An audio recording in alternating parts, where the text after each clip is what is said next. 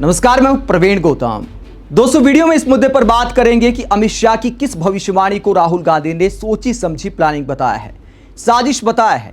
अमित शाह के कॉन्फिडेंस के साथ भविष्यवाणी करने पर राहुल गांधी क्या बोले, पूरा बयान आपको सुनाएंगे। पहले बात करते हैं कि पीएम मोदी को लेकर क्या कहा।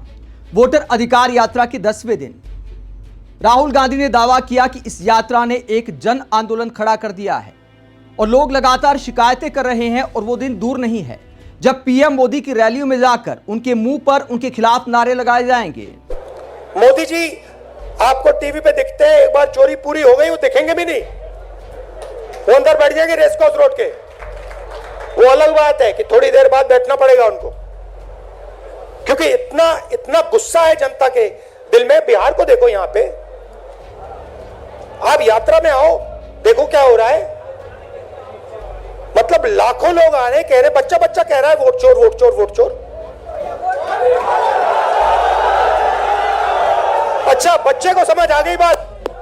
मेरे पास बच्चे आ रहे हैं, कान में कह रहे हैं वोट चोर है, वोट चोर मोदी वोट चोर है, और मीडिया वालों की बात समझ नहीं आ रही। आप समझ लो कि यहां पे जो आपने किया है ना, ये जो नारा दिया है वोट चोर, ये आपने बिहार से पूरे देश में फैला दिया है, पूरे देश में फैला दिया आपने।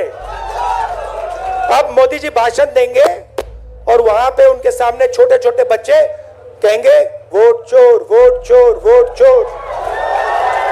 लग गया ठप्पा।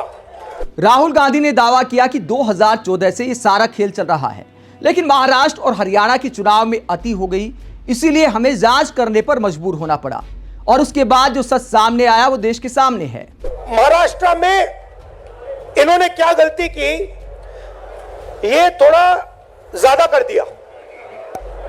गलती से ये डरे हुए थे, तो इन्होंने कहा कि भैया महाराष्ट्र का चुनाव है, हरियाणा का चुनाव है, इसको जीतना है। इन्होंने चोरी थोड़ी ज्यादा कर दी, हमने पकड़ ली। जैसे अगर कोई आपके बटुए से 10 रुपए चोरी करे, शायद आपको पता ना लगे, मगर अगर एक दिन आपके बटुए में से 1000 रुपए गायब हो गए तो आप कहोगे भैया ये तो किसी ने चोरी की है। यही हुआ हरियाणा में और महाराष्ट्र में। महाराष्ट्र में आप सुनिए, महाराष्ट्र में लोकसभा में हमारी पार्टी जीतती है, स्वीप करती है, ज्यादा से ज्यादा सीटें महाराष्ट्र में हमारा गठबंधन जीतता है। 4 महीने बाद हमारी 3 पार्टियां वहां पे, बड़ी बड़ी पार्टियां हैं, गहरी पार्टियां हैं, कांग्रेस पार्टी, एनसीपी, शिवसेना, तीनों मिलकर लड़ रही थी, गायब हो गई, तीनों के तीनों गायब हो गई।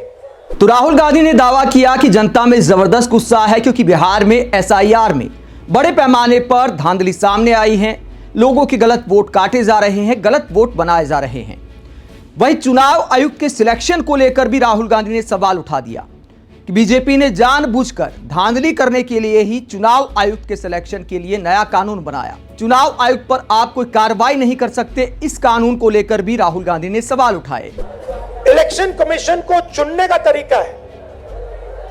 मैं मोदी जी के साथ बैठा हूं, मैं आपको बताता हूं चुनने का क्या तरीका है। चुनने का तरीका है, प्रधानमंत्री डिसाइड करता है इलेक्शन कमिश्नर कौन बनेगा। वहां पे विपक्ष के नेता को बैठा देते हैं, वो सीधा कहते हैं भैया हमें लग रहा है कि इस आदमी को बनना चाहिए, विपक्ष का नेता रोक नहीं सकता। फिर 2023 में, भैया शांत हो जाए, 2023 में बीजेपी ने एक नया कानून बनाया। क्या था कि इलेक्शन कमिश्नर पर कोई केस नहीं लगाया जा सकता है। आप सोचिए, हिंदुस्तान के सब नागरिक पर केस लगाया जा सकता है। आप कुछ गलत करो, पुलिस आ जाएगी, एफआईआर हो जाएगा। 2023 तक इलेक्शन कमीशन और इलेक्शन कमिश्नर पर केस किया जा सकता था। 2023 में छुपे छुपे बीजेपी ने कानून बदला। नया कानून कहता है कि इलेक्शन कमिश्नर पर कोई जुडिशियल कार्रवाई नहीं की जा सकती, कोई केस नहीं लगाया जा सकता। अब आप पूछिए अपने आप से कि यह कानून क्यों बनाया गया? चोरी करवाने के लिए कि ये लोग बिना डरे चोरी कर पाए। अब बात करते हैं कि अमित शाह की भविष्यवाणी को लेकर राहुल गांधी ने क्या कहा। दोस्तों, अमित शाह ने लगातार कई बार ये बयान दिए हैं कि अगले 40-50 साल तक बीजेपी कहीं नहीं जाने वाली, अगले 50 साल तक बीजेपी सत्ता में रह सकती है। राहुल गांधी कहते हैं कि अमित शाह का ये बयान भविष्यवाणी नहीं है, ये सोची समझी प्लानिंग है। क्या कहा राहुल गांधी ने, जरा सुनिए। कुछ साल पहले अमित शाह ने बयान दिया, एक बार नहीं अनेक बार, कि अब बीजेपी की सरकार 40-50 साल चलेगी। हाँ, और मैं सोच रहा था कि यह व्यक्ति कैसे कह सकता है, इसको कैसे मालूम कि बीजेपी की सरकार 40-50 साल चलेगी। हम सब राजनेता हैं, जनता क्या करेगी, जनता के दिल में क्या होता है, जनता ही जानती है। तो ऐसा बयान देना कि अब हमारी सरकार 40-50 साल चलेगी, यह अजीब सा बयान है। और उस टाइम मैंने सोचा था कि इसको कैसे मालूम कि 40-50 साल के लिए सरकार चलेगी। और अब सच्चाई पूरे देश के सामने आ गई है। वो ये बात इसलिए कह सकते हैं कि वो वोट चोरी करते हैं, और ये चोरी इन्होंने